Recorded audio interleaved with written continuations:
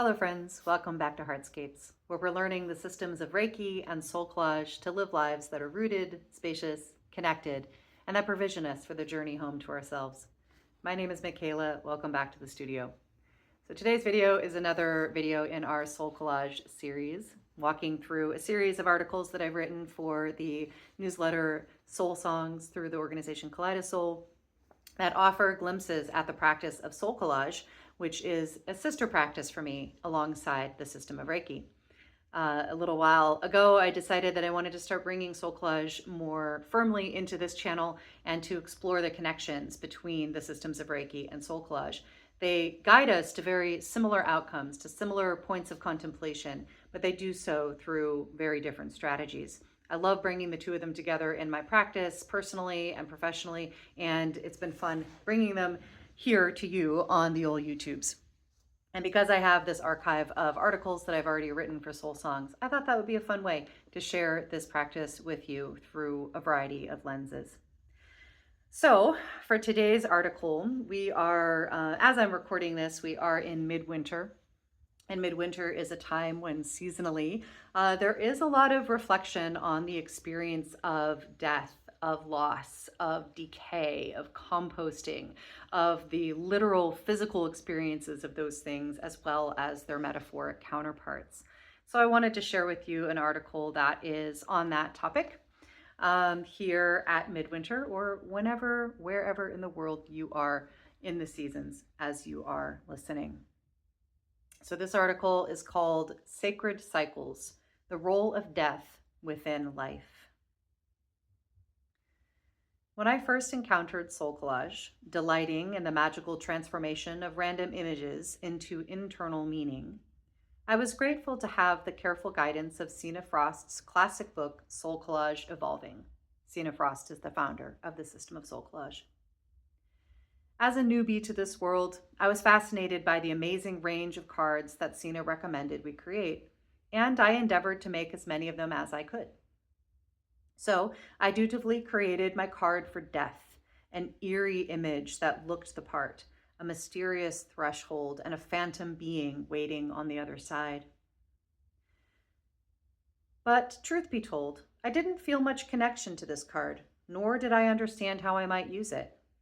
Death was not something I thought about very much, having no conscious fear of it at the time. Certainly, I'd lost people close to me, and my cards representing the grief process got a fair amount of airtime in my readings. I guess at the time, I couldn't see my relationship to death itself, only the aftermath of it in my living experience. As my card deck grew, my death card rarely made any appearance in readings. When it did, I struggled to find its voice. The question that I ultimately came to was this: of what significance is reflection on death to a person who doesn't actively fear it? Perhaps, dear listener, you have already seen the fallacy embedded in this question. Because my conscious relationship with death was premised entirely on the fact that I didn't really fear it, I could not look past fear as the central and most important aspect of death. Trapped in this narrow definition, I was missing factors important to our relationship with death that are not predicated on fear, but on mystery, on change, and connection to the wider web of life. Then, something happened that opened my heart to the presence of death in my life and the incredible value found in turning towards this relationship. I began aligning my life with the seasonal cycles of nature. As I shifted my career away from higher education and towards spiritual mentorship, I completed the Embodied Wisdom Teacher Training Program with the organization Shakti Rising.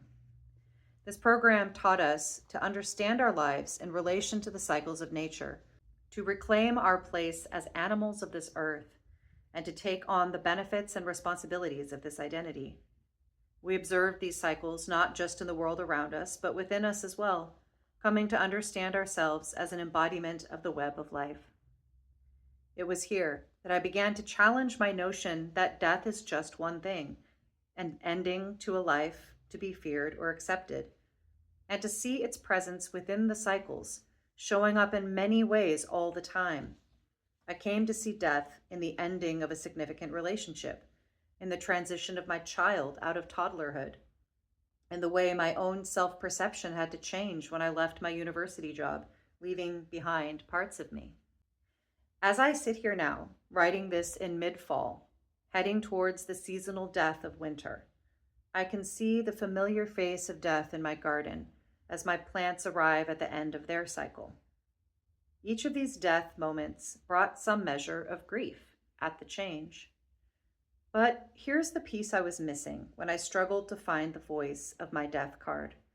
The miraculous thing that transformed my relationship to death, softening my dualistic, limited understanding of it.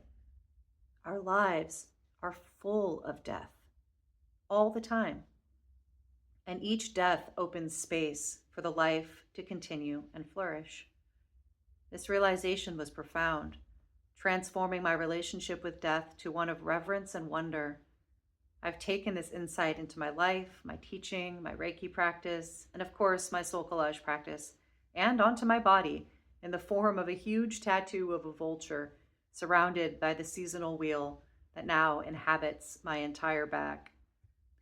I also began to see the connections between the committee cards I made to mark such life transitions and the council card of death that had so long eluded me. In working with these connections, I was finally able to turn towards death as an ally, a teacher, and as a simple fact of life. And so, I made another death card for my council suit, and many others after it, this one named Sacred Cycles. I am one who is ever present, holding joy and grief, beauty and decay, mystery and change within my sphere.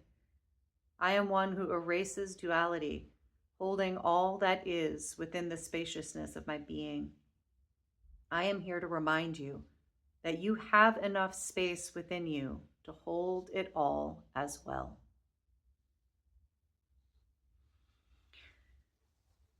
Friends, I'd love to hear what this reflection evokes for you, what your relationship with these ideas, with death itself, with loss, with change, with the cycles of life and of nature has been, how it's evolving.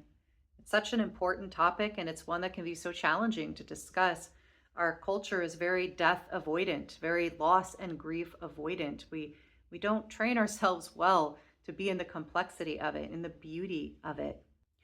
And that's why these topics are, ones that show up in my conversations on this channel again and again. They're such fertile ground for investigation of our experiences of life. So I look forward to continue those conversations with you in the chat below, and in your comments. If you want to reach out to me, I would be happy to have those conversations with you.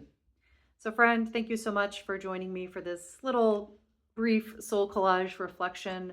I hope that something in it was meaningful, was nourishing to you, and that as you go into your day, you're deeply provisioned for whatever this midwinter day has for you. Thank you so much for spending a little bit of your day with me. Until next time, love you. Goodbye.